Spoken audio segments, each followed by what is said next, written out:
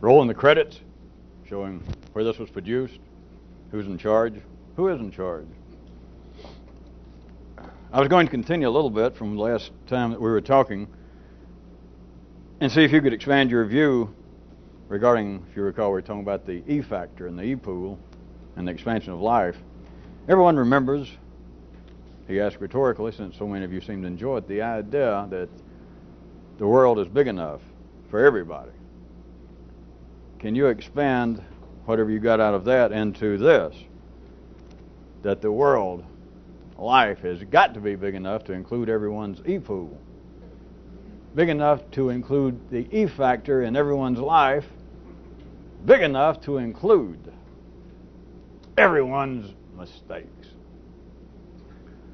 Which, of course, is to say, as we firmly established, enough of you really drilled it into me last time, so at least I am convinced that when we say big enough for everyone else's mistakes, that is to say that the world, human life, has always got to be big and flexible enough to hold what everyone thinks of as being their mistake.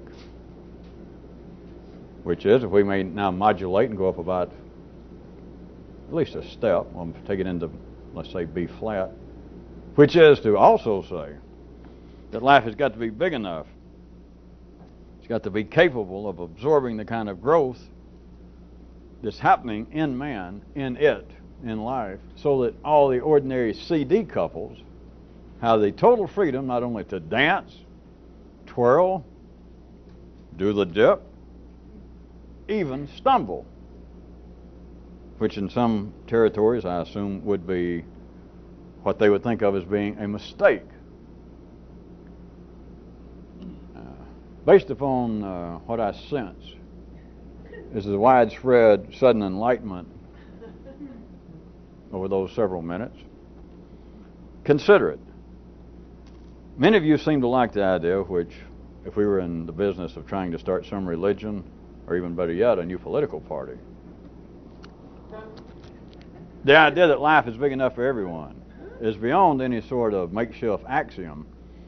That, to back up a bit, since so many of you did seem to get something out of it at one time, that is totally, as rational as that sentence is, surprisingly so under our conditions, but as rational as that sentence is to say life is big enough for everybody, if you do not dismiss it, but you would if you were doing it at the ordinary level of intelligence, if you did not simply dismiss it as some sort of Kmart truism, it is staggering.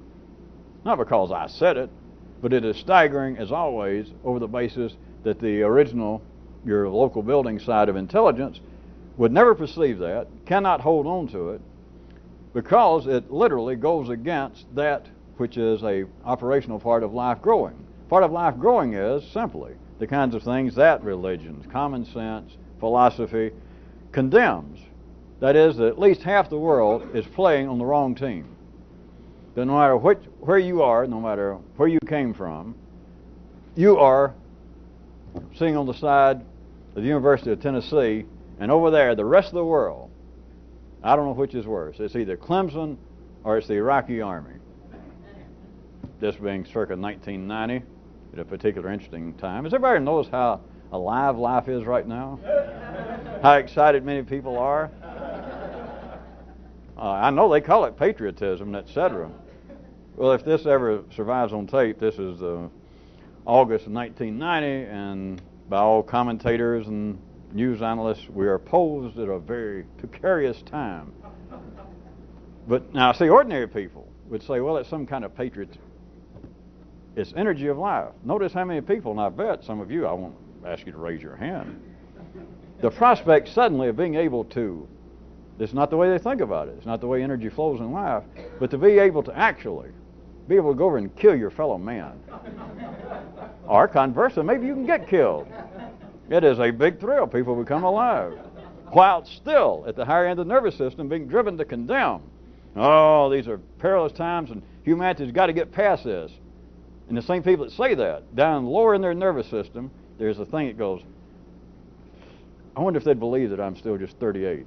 Could I slip back in? Just a chance to take a shot at somebody and not be arrested. At any rate, that was the only reason I digressed, sidestepped into some of that, is the ordinary intelligence is not equipped because it finds at least half the world, literally and figuratively, is on the wrong team. Half the world, from your viewpoint, are those bad boys, the Oakland Raiders, let's say.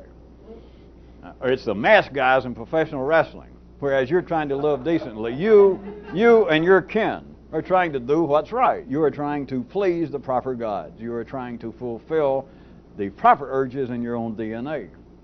So half the world is running amok. That's the way it has to be. That is a polarized life. That is the energetic, down at the level or up at the level of manifold physics, is really what's behind what seems to be dichotomous views of life, the binocular, figuratively and symbolically, view of the human intellect is simply based upon the fact that life at this level is polarized. That's the only way that things stay alive. All the way from the electrical basis, which you could look at as being the basis of everything that is perceivable by the senses at the 3D level, that it's all polarized, and the only way you can deal with it is on the basis, ordinarily, that it is polarized, whether you ever thought about it that way or not. That is, that half of what's going on is positive in anything that conflicts, in a specific and in a general. Some idea that a religion may have, let us say, or that you may have, that at least half of it is proper. Half of it is a positive magnetic pole, and the other half, anything in conflict, is not. That is necessary. Just the opposite with what life runs through the human nervous system to keep the dance going, that at least half of what's going on is improper. Your forefathers used to call it immoral, but at least now it's improper. It's inhumane, it's irrational, it's against a free market economy, it's against your own best interest. That is what, in case you thought you lost your place, the ordinary intellect cannot comprehend, is there's not half the world on the wrong team. That's the way it's got up here. But the intellect can never get around to going, well, wait a minute, even if that were true, to really play with verbal reality, if that were true, the intellect never even says, but is it not a, shall I say, a boon? Is it not to our advantage that at least life's big enough to hold us all? Because what if worse came to worse from an ordinary view and the raiders begin to take over? The mass teams, the bad guys. It's possible. What if they begin to take over? What if they could run you out of town? What if there is a way to be run out of the world? What if goodness, from your view, if you're ordinary, could be stamped out? What if it could be thrown down, no matter how dastardly those masked guys attacked you from the rear before the bell rang and you were pinned and thrown out of the ring? So what if worse came to worse and the good folks, that is you, if you're ordinary, start to lose and could be run out of town? At least the intellect, you would think, from a certain view, that life might allow it, for somebody to go, well, at least thank God, if worse come to worse, they can't run me out of town. It is like a kind of Hungarian definition of what your home is. It's the one place where they can't throw you out. And people believe that there is, in a kind of spiritual way, is what it used to be referred to, a way that goodness, decency, proper thought can be defeated. That the evil forces could win. And if it could win, what it would amount to is that you would have been run out of the city. You would have been run out of town. That you, the good team, and all of your kin would be banished. And then like never even notices, well, even if that's true, there's an aspect that I've never noticed, and even if that's true, at least they can't really throw me out. There is, off of the old building site, there are staggering consequences to the fact, if you can see it continually, that the world is big enough for everybody. And go ahead and put a period on the sentence. No conditions, nothing else to consider. It's just big enough for everybody. But what I was trying to get you to expand the view of, not only is that true, but life has got to be big enough. That is, it has got to be flexible enough. It has got to be pliable enough in all respects, but primarily here now, at this end of the nervous system, to absorb and use the E-pool in everybody, the E-pool in every situation, the E-pool behind every dance that seems to come to some sort of conclusion, that it seems to be the proponents that are visible and operating in the polarized world, or as we were calling it last time, the CD dance, the couples dance. But sooner or later, everybody wears out. Sooner or later, people stop for a second. Sooner or later, every situation to 3D sight appears to come to some sort of conclusion. The end of this week's episode. Not the end of the series, but there seems to be some conclusion. It has to be big enough for this conclusion, even though it's not seen this way, to draw out of the e-pool, and it continues, in a sense, a new dance. It sets up a new process. That even though this one dance, this one situation seemed to have come to some three-dimensional, from the way it's seen, conclusion, and that couple seems to sit down. That situation seems to have shifted. Perhaps even one of the aspects of the polarized condition seems to have absolutely prevailed. And all you do, ordinary intelligence, fragmented, polarized intelligence, glance away and you look back, and apparently C overcame D. And all you do is glance off faster than the eye can glance, and you look back, and if you don't know it, C, if it did prevail, let's just say in this occasion, that it did win the contest. D has been replaced by what was E to the original dance. And so you can look at what seems to be a stagnation, what seems to be some sort of conclusive step has been taken in this dance, and it's not so. It's not unso, but it's not so. It is tied between your observation of the dance and the dance itself.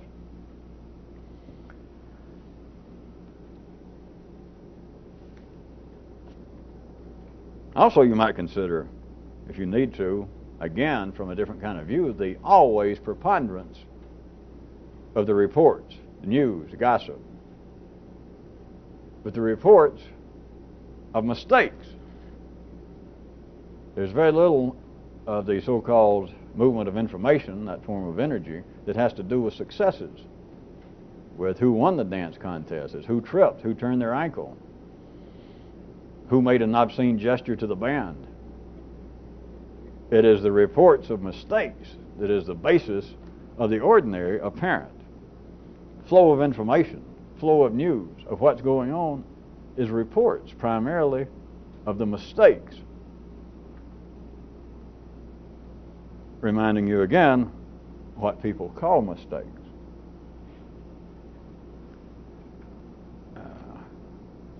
We just mentioned this in passing last time, but if there was such a thing as a world without mistakes down in the city at the 3D level, if there was such a world, such a creature as perfection, what you would be dealing with would simply be a situation wherein the band had quit playing, at least temporarily. That would be perfection at the 3D level. That would be as close as it would come.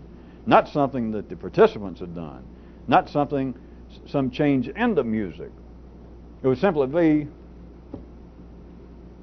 that was crude enough symbolism, wasn't it? That apparently everything had stopped. That would be the closest to perfection. That would be the closest to a world wherein there were no mistakes.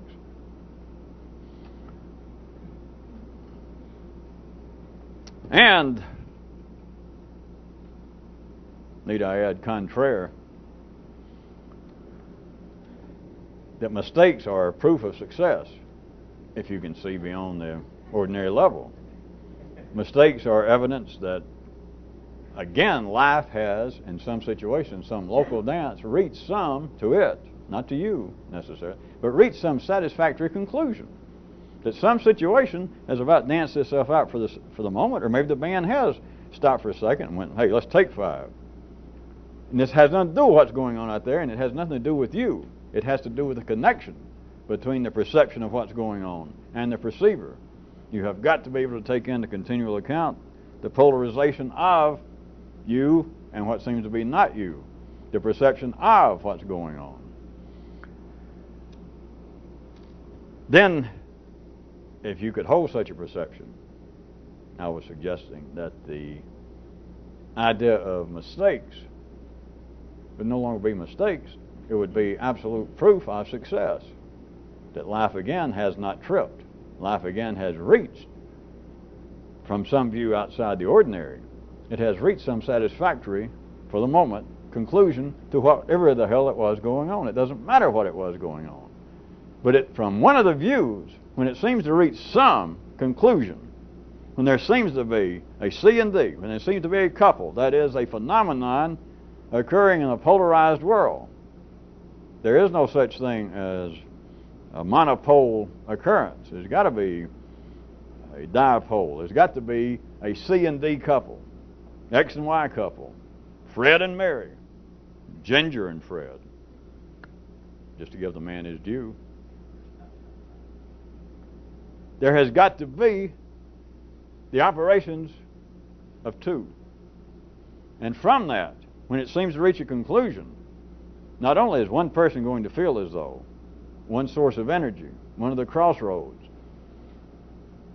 a dyad that seems to flow between the two participants in some way, one will leave for the second feeling as though I have been refreshed, I have won, my steps, my attire, whatever it is, my hairdo is superior to the other person, to the other group of people. One will leave when it seems to conclude any polarized situation feeling as though a mistake has been made. There is no way out at the conclusion of every game, no matter what the variance in the score is. One of the teams is going to leave. One side of the stadium is going to leave. Thousands of people, millions of people, half of history will leave thinking there's been a grave mistake. They may, apparently, some of them, all of them, some combination, may apparently take some of the blame. I should have contributed more to the Alumni Association and we could have hired better athletes. Given better scholarships. It doesn't matter whether you apparently accept the blame. Half the stadium, the 70,000 people are going to file out, and 35,000 of them are going to be thinking, mistake, mistake, mistake. But it's not a mistake. Do I have to carry it any further? What if we could run it back, and if we go back and forget about metaphor and symbolism? Okay. We go back and we're just actually talking about a game. And we take the U of T, and they lost, and 35,000 people thinking mistake, mistake. And I said, wait a minute. All right, I got the power. I hate to see 35,000 people from the great volunteer state upset. So we're going to run back time horizontally, and we'll go back to where the score was tied earlier, middle of the third quarter. Okay. And I will not let this over. I got the power to do it. I won't let it finish as long as you people are losing. Do you understand that could be death? What if it stayed tied? What if they all went, yay? And it goes on. Let's say we're talking about now 4 or 5 hours later. And they can't leave. But they haven't made a mistake yet. That is, they have not lost the game. What if it gets to be 4 days later? And these 35,000 people are still stuck there. But I have seen to it. I have lived up to my part that they are no longer a part of a mistake. They're no longer feeling as though a mistake has been made in their name. That a mistake is now listed in the blemish column. How long would that take? Surely 4 days is enough. You don't like that? 6 months then.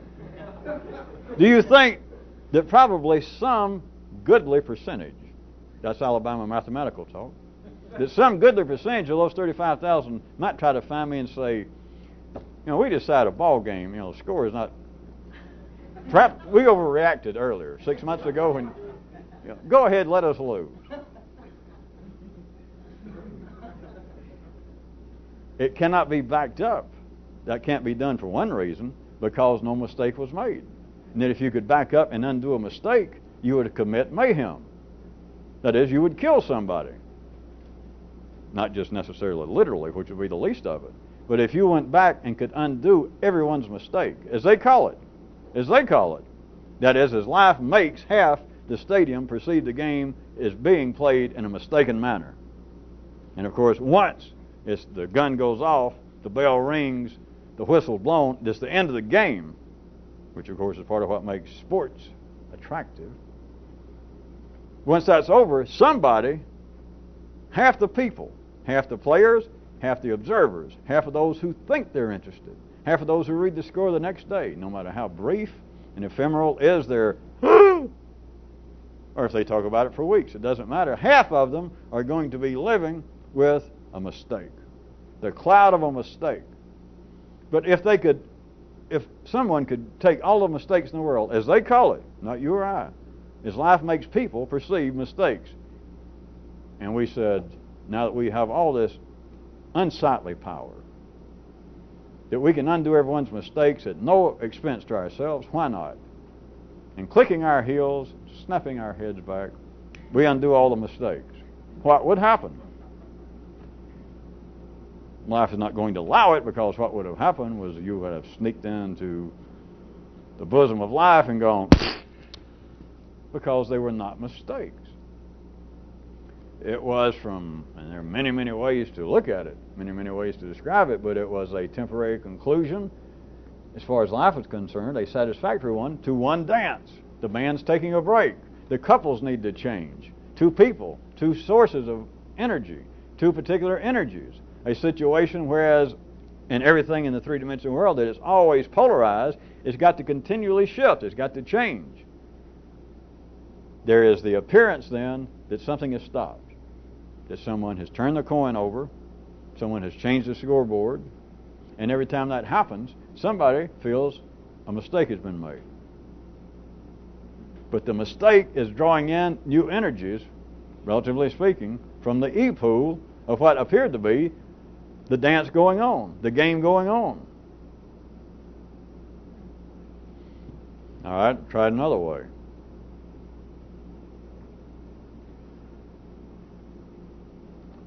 The game's over.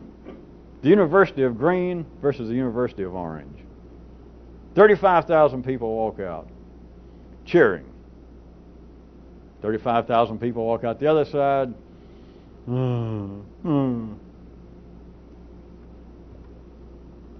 Looking at the game, looking at the dance being C and D, looking at it the University of Green and Orange. That's over. Coming out of the stadium now, taking it in toto, more than I care or would be worthwhile to verbally cover, because you'd have to cover the universe. What is happening now is no longer the C and D polarization. It is now something else. The game's over. And there had to be a mistake made for the game to be over. There had to be a mistake made for this something new to take on life. For instance, this is not really... Some of you are going to have to be sharp. What if it was a tie game? Both sides kind of leave like... Now, I'm really having to... But maybe some of you...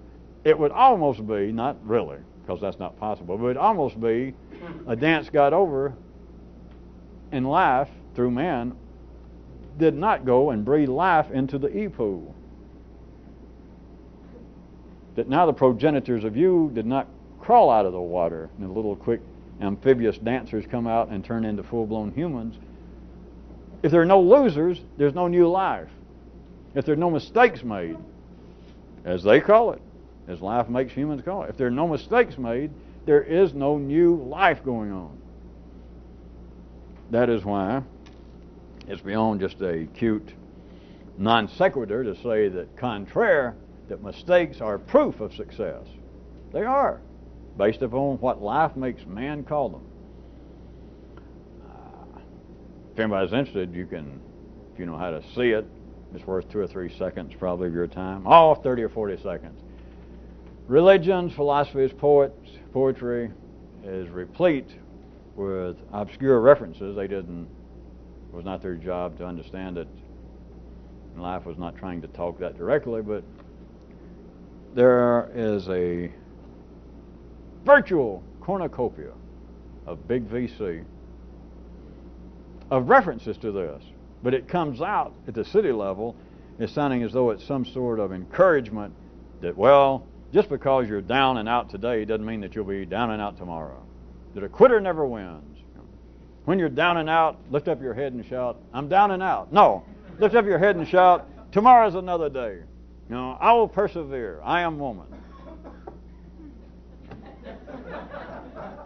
That's, assuming it's appropriate in your case. There is that all the way from the ordinary level that would appear to be people encouraging one another to that which your forefathers referred to as religious and spiritual. That just because the anti-God, just because bad luck, just because Satan got the best of you and wrestled you down for one fall, it's a 3-fall match. Get back up. And of course, all that, there's nothing wrong with it. It's as much a hobby as wondering how closely Lucretia Borgia's lip actually looked like Elvis's. But insofar as it having some wide range effect, what does it have? What's it had on you? What benefit is it? It just is part, again, it's almost the exhaust fumes in the city. Not that it's useless, but it cannot be executed. It cannot be absolutely fulfilled. That is, ordinary intelligence cannot overcome mistakes. And you can be a person that wrote a book, if you're ordinary, that mistakes are success in disguise. Jesus. Now that I said that, I bet you there is such a book. If there's not, there will be. Let's say you wrote the book.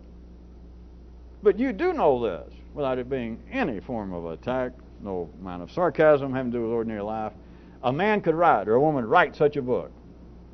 Could have credentials, could have degrees, could be a psychologist, could be anybody. And gets the book published, and it doesn't sell. And they really get the blues, and have to go into therapy or take up drinking. The very person that wrote the book. And then maybe it kind of bubbles around under the hot 100, and 6 or 8 months later it suddenly takes off. And they straighten up and drop the drugs. And the point is, just being able to say, just being able to agree with those kind of theories that you have got to be able to overcome failures. That they are simply a success. They're simply a nascent, an inchoate, a little pregnant success that's yet to deliver. People can say that, but it's not operationally true in the city. For one reason. What they're calling mistakes, what they're calling failures, is the continuation of the dance.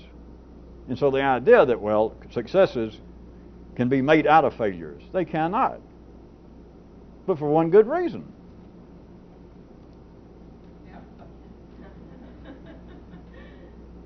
Well, that would, all right. That would be like saying, that at first might strike you as all right, to say, a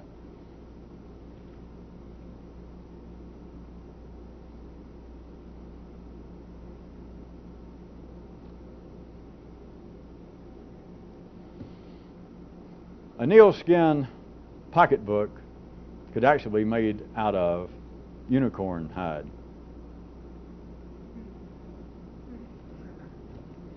Which, you know, is almost all right if you recall what we were talking about synonyms, and in a way in which, if you begin to see that you cannot reverse all equations in the 3D world, polarization will not repeat itself. It apparently does. It's why the world seems to be stable enough that you know where you're going and where your house is.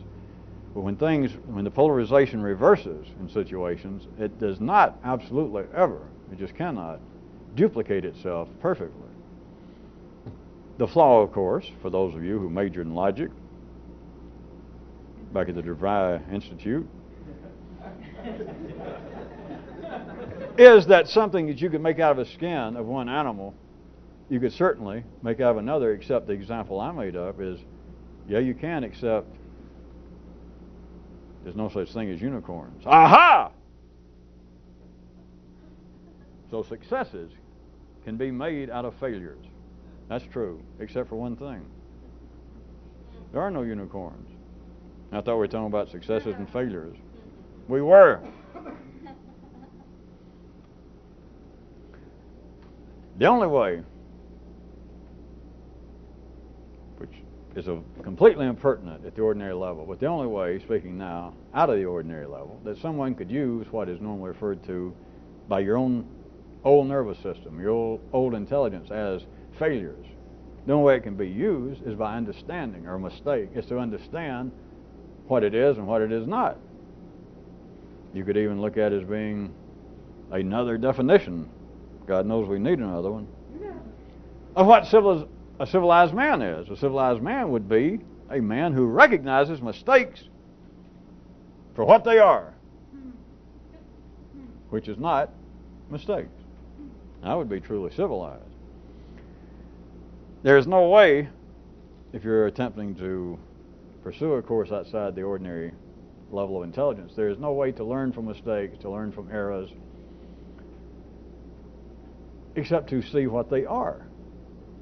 And then you quit wasting your time trying to make something out of a unicorn hide, which is exactly what is being attempted to do, except, as always,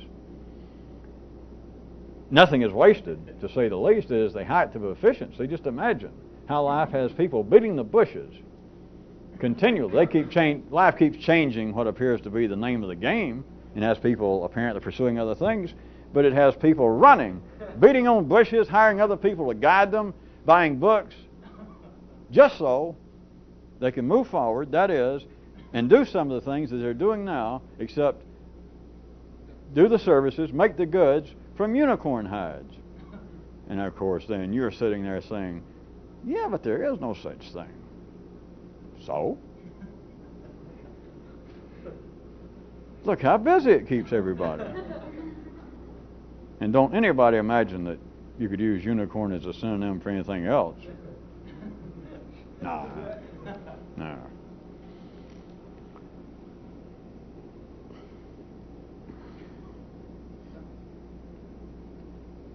Being as how fortuitous, serendipitous,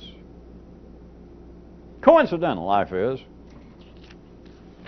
got two questions that came in that I am going to make, with your help, connected to what we're talking about. Just came in hot. I even marked them Exhibit A and B, since there were two, so I'd know one from the other. See?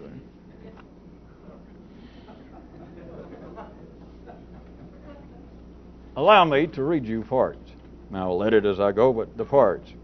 A person points out that one time they had moved, and when they unpacked, they had lots of boxes left over, that they didn't have room to unpack everything. And so they just set them over in the corner until they could find a place to unpack them, to get all straightened out. And then the person says that after a goodly length of time, that they noticed that the boxes are still sitting there and they had not done a thing about them. And then they even go on to point out on their own that there seems to be some almost physical obstacle to ordinary people completing, and they use the word process, that is, of unpacking, which maybe or maybe not I'll play with the word, but the activities, that things seem to go in a certain way, and there seems to be almost some sort of physical impediment will happen to stop somebody from actually completing. That the person moved, unpacked, except for a few, and there they sit, months, maybe years later, that one little bit that you could say, which they're saying tacitly, that, I could do it or throw them out or do something, and yet they sit there. Then the person goes on to says, but there must be more to all of this than I would normally see, and would I care to say anything about the physics that might be involved with this? All right. Consider that all processes run a certain course for the time being. Once this certain course, which is the only way to really qualify it, say it, profitable to life. Once it has run this certain course, it will inevitably appear to 3D sight to come to some sort of conclusion. It will become a thing specific instead of a process. To use this example, the process was this person moved, and many other things we could describe that would be like corollaries to that process. But they moved, and let's take that as the main process, the prime process. They moved, they unpacked, up to a certain point, except for these few boxes that perhaps to begin with for very good reason. Well, I guess he said very good reason. They didn't see what to do with them right then. So he set them there. They're no longer a part of the process after a certain length of time. It could be that fast, or it might take a week. It might be a period that if we tried to get the person's intellect to respond, they could not really identify a specific time period. But at one point, as witnessed by this, if it was brought to the person's attention, they would know that something, they would feel uneasy.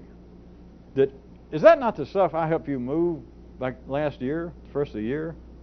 Isn't that some of the same boxes? Because I went over to the liquor store. Isn't that some of the same? And the person goes, well, yeah. I never had any. Well, when we set them down, you remember that night, I unpacked everything with those couple of boxes, and I just seemed to run out of room here in my new place. And they would feel uncomfortable. Because the thing is now an actual thing. The intellect, not just physically, that there it sits. There's no doubt it's a box of stuff. But to the intellect, it is no longer a part of a process. It is now a thing specific, as it's supposed to be.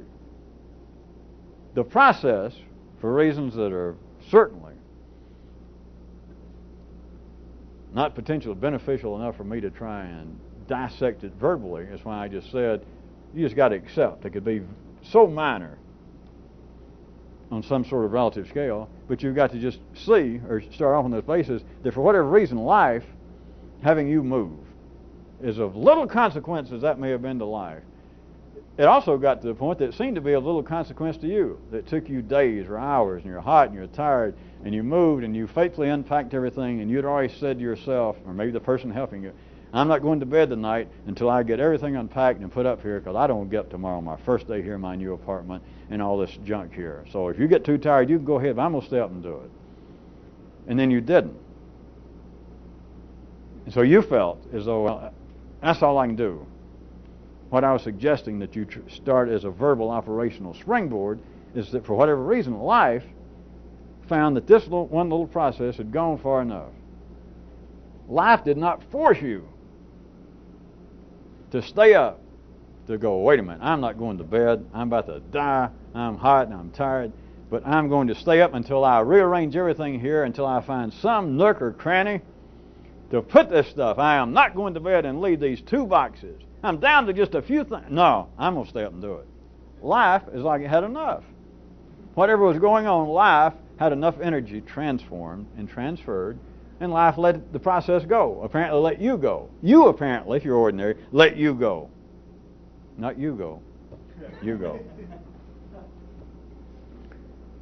Thus, inevitably, all courses are run, and everything to 3D sight comes to a conclusion, comes to a temporary halt. It could be from your view, still speaking generically as though you were at the level of ordinary intelligence, that you had lost your interest in whatever was going on, that you became tired of it, you had enough. Or somebody said, why did you drop that? And you just go, that apparently you don't even know. Just, of course, the point is I'm trying to get you to, as a side bet to consider, was life lost interest. Life got all the interest it needed, and you lost interest.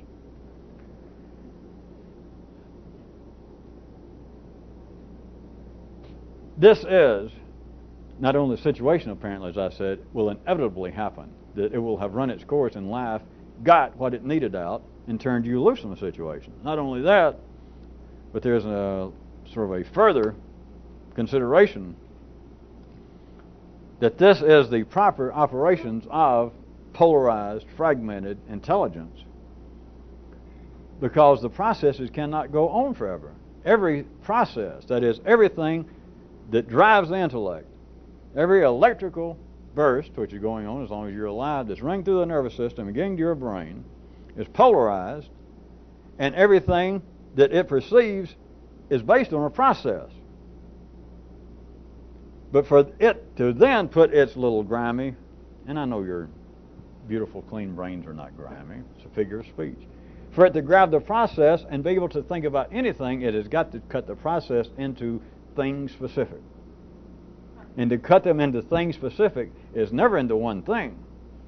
It appears to be one thing, but it's polarized. And so it cuts it into one thing, and at least half of the one thing, the thing specific, is a mistake. Is untoward, was unintended, but that's success at the ordinary level. It simply proves that you're still conscious. It proves that your little brain, that this end of your nervous system, is at least still firing. That it's still getting enough electrical volt probably to drive a cheap cartridge in a Silvertone or Emerson turntable.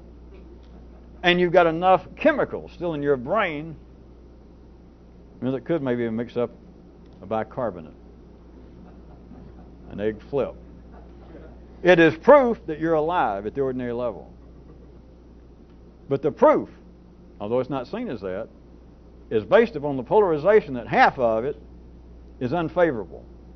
That half of it is going to be unsatisfactory. That, yeah, I moved. I hate that other place. This new apartment, the rent's better. I like the people better. But damn those two boxes. That was my one mistake.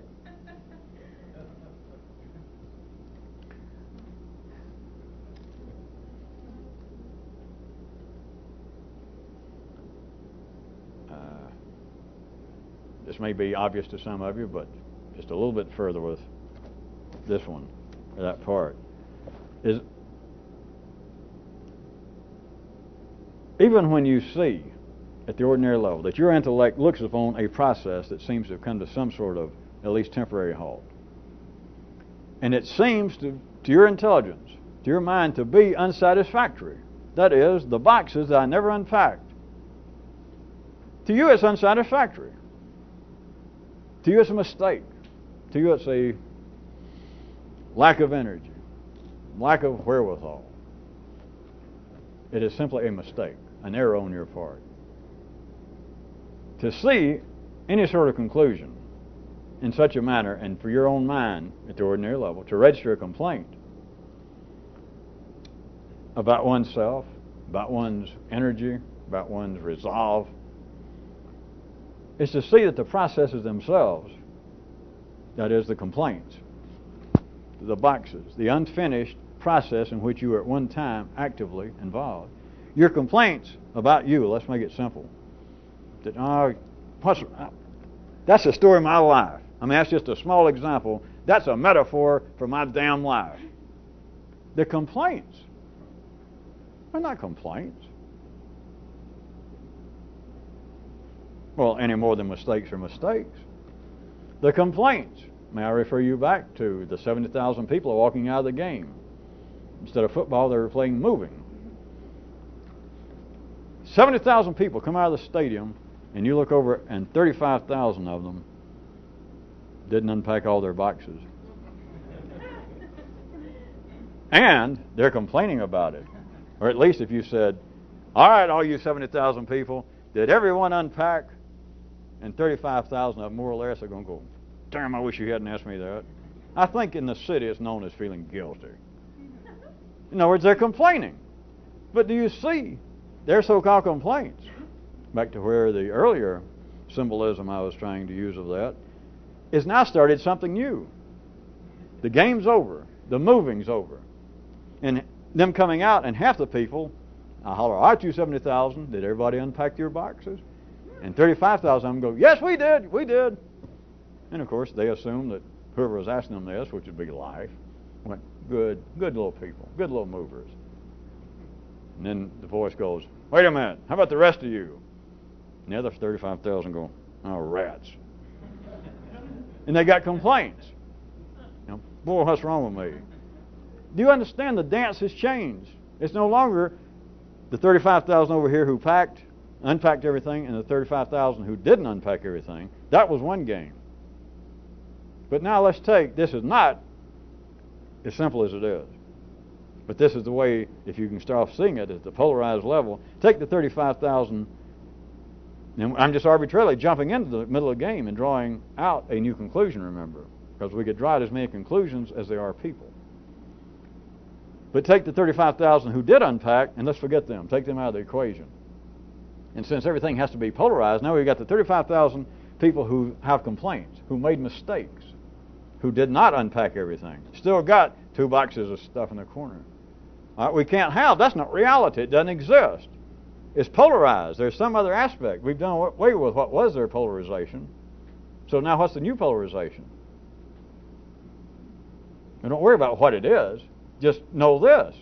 It's the law of physics. There is one now. And so there's a new game going on. There is a new moving process.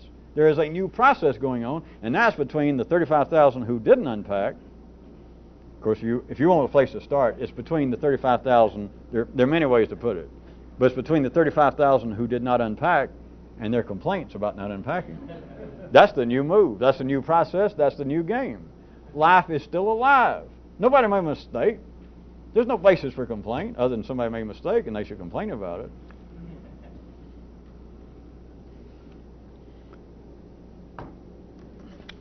The other question, since they're so related. Mark B. I got that. B after, yeah, all right.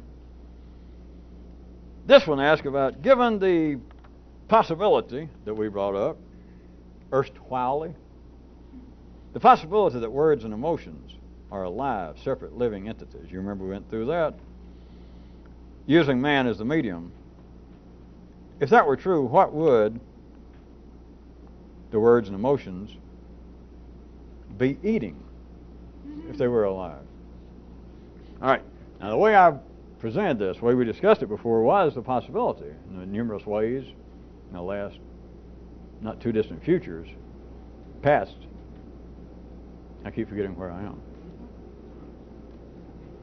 I wasn't telling you what kind of guy I am because I don't. Somebody else did. He forgot it. The first time we mentioned the possibility of looking at words and emotions not as something that man does, but as something themselves that were separate living entities, and all the ways in which this, in a sense, is right before your little eyes, are with all how many things that would explain about the number of things that men complain about regarding what they say and what they feel, if indeed they weren't actually saying them and feeling them as though that they were doing it, but on the possibility that they are a medium and the things themselves are alive. On that basis, where we last left it, you would not have been walking a faulty chalk line to look at it as being, even my description, that words and emotions might be things specific, right? And when you refer to the possibility of them being living, separate entities, it would be on the basis that we'd be saying there were things. But instead of that, if we could turn up the heat, if you could go beyond that, rather than think of words and emotions, even if they were separate, living,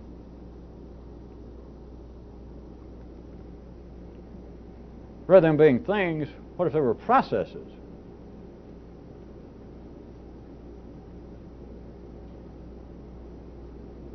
I guess that's the kind of climax that made Wagner go off and go, where did I go wrong? Well, I'm not going to respond to that. I don't want to go into that. Anybody that's ever heard Wagner, need I say more?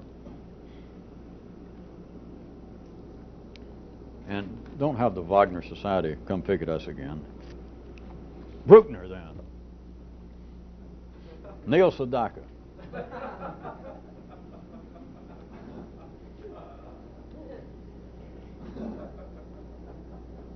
What if, and I'm saying what if, I was hoping that some of you would see immediately, since I thought it established enough for you to get glancing views of it, that there are really no such things as things specific, that there are simply intellectual cuts into the seamless fabric of processes, as it necessarily so, that everything is verbs, and you just got to, the intellect at the ordinary level has got to take a verb and throw it to the ground and mug it and turn it into a noun.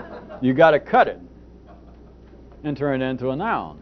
So even if we start out where we, as I said, left off, and you did get a glimpse of the possibility, the real possibility, not in some sense metaphorical, that words and emotions, as known to man might not be things he uses, but might be things themselves, that words might exist apart from man. And so we're referring to them as things. But remember just what I was trying to refresh your memory, that even things that are obviously things at the 3D level, you've got to realize there are mutations. You're seeing a piece of the 3D world, in the 3D world, something of greater dimensions. You're seeing a process that has been cut up. You're seeing a piece of one fabric. And it now appears to be a thing which it has to appear to be for the ordinary intellect to feed on it, to be able to transfer it, to transmit it to other people. And so, even if it were true that you got a real glimpse of, wait a minute, words and emotions in a quite real sense are things, then you've got to be able to go beyond that and realize, well, if they are things, that means that they are simply an artificial piece of non-things, that is, processes. So, if you can take it that far,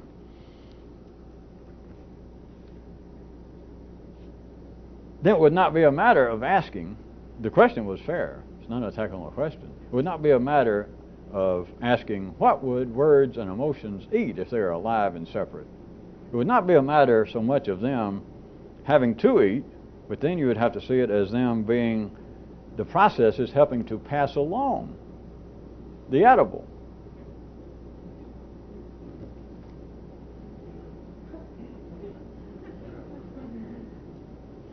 All right, I don't want to say it, so this is parenthetical.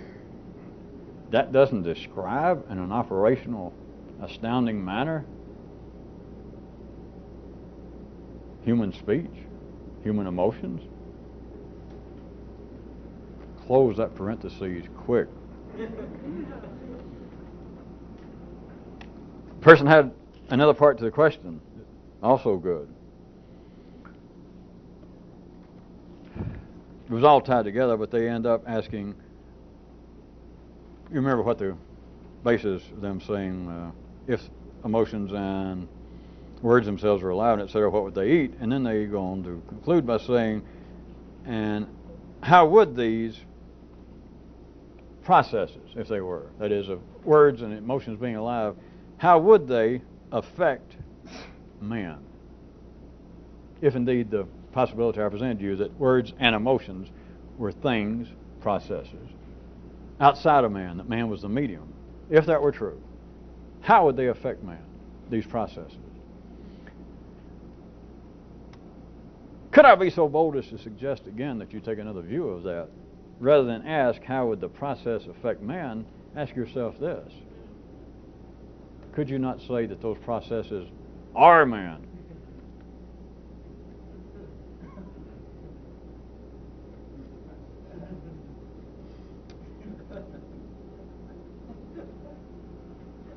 A word to the wise. And the pseudo-wise I heard over here said, wait a minute, I'm not going to think about that. And you and I know why. Because they would lose their seat. This temple is so small, we got people willing to pay more money to sit there. I'm just waiting for some of these people to say, no, I'm not going to think about that. Sir, out with you. You and your kin. Hell, that's my kin. Well, one other little quick, a continued wrap-up from something else from several meetings ago.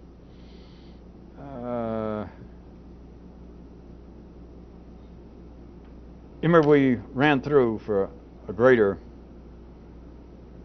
vista of how the three-dimensional history of man seems to have gone through, in one way, a certain kind of sequence, whereas it appeared to be, without any doubt, was accepted to be. Life made it accepted that the appearance of human emotions was progress when men were more feral, when there were more people on this planet from the great state of Tennessee. But from being more uncivilized to being more civilized, it was the adoption, the appearance, and then the use of, the execution, the control by human emotions. And then I pointed out that now it's been a gradual process, but it's now in fiction and people's ideas, and I don't mean just science fiction, it is philosophers have been talking about it. But it's now pictured as the man of tomorrow. The next step will be the loss, the abandonment of human emotion. You recall that? Well, there was one little piece that I did not get into that night that I thought some of you might find interesting. What do you make of this, troops? Wham it. W-M-A-T-T.